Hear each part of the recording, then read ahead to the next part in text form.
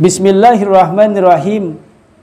La in syakartum la azidannakum wa la in kafartum inna adzabi lasyadid. Di dalam Ibrahim ayat yang ke-7. Kata Allah, barang siapa yang bersyukur maka kemudian akan aku tambah nikmatnya. Tetapi barang siapa yang kufur, sesungguhnya siksaku sangat pedih. Jadi ini adalah merupakan warning Allah. Kalau kita ingin diberikan tambahan rizki oleh Allah Subhanahu wa ta'ala, maka kita harus bersyukur dari yang kecil-kecil.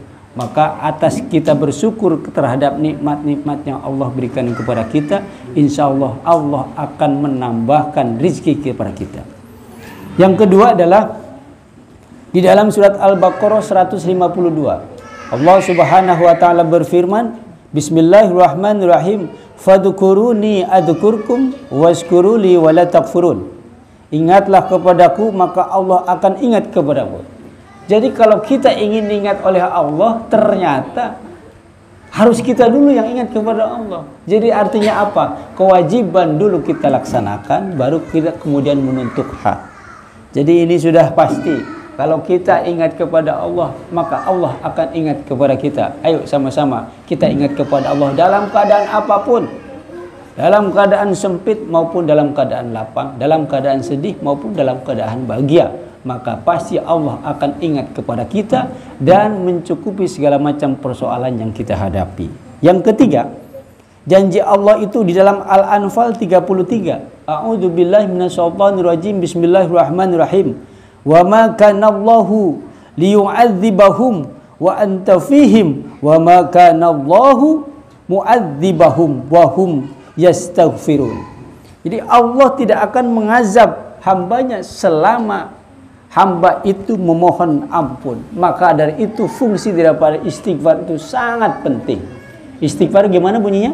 Lafaznya Astaghfirullahaladzim. Cukup pendek. Bisa juga kemudian pakai istighfar yang sayyidul istighfar. Allahumma anta rabbi la ilaha illa anta dan seterusnya. Itu adalah istighfar. Kita mohon ampun kepada Allah Subhanahu wa taala.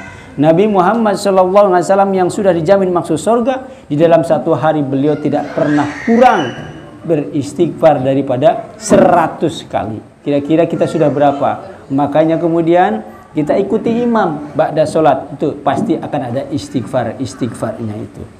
Fungsi istighfar apabila kita punya dosa yang besar, maka dosa yang besar itu insya Allah akan terkikis. Apabila dosa yang kecil maka akan hapus. Apabila kita tidak punya dosa sekalipun, maka kita akan diangkat derajatnya oleh Allah Subhanahu wa ta'ala. Dan yang keempat, apa janji Allah kepada manusia? Itu ada di dalam surat Al-Ghafir ayat yang ke-60. Ini semua hampir hafal, ya. Cuman kadang-kadang kita kurang yakin. Bismillahirrahmanirrahim. Ud'uni astajib lakum. Mintalah kepadaku, pasti Allah akan kabulkan.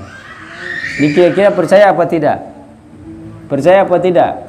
Persoalannya adalah kalau kita meminta kepada Allah Subhanahu wa taala, memohon kepada Allah Subhanahu wa taala, itu harus ada tata caranya. Kita ta'awud dulu, hamdalah dulu, baca istighfar, salawat Nabi dan seterusnya. Insya Allah dengan kita banyak berdoa kepada Allah Subhanahu wa ta'ala, maka kemudian segala macam yang kita inginkan akan dikabulkan. Baik langsung, ditunda, atau paling tidak itu akan menjadi amal soleh dan juga pahala kita di surga nanti. Amin ya robbal alamin.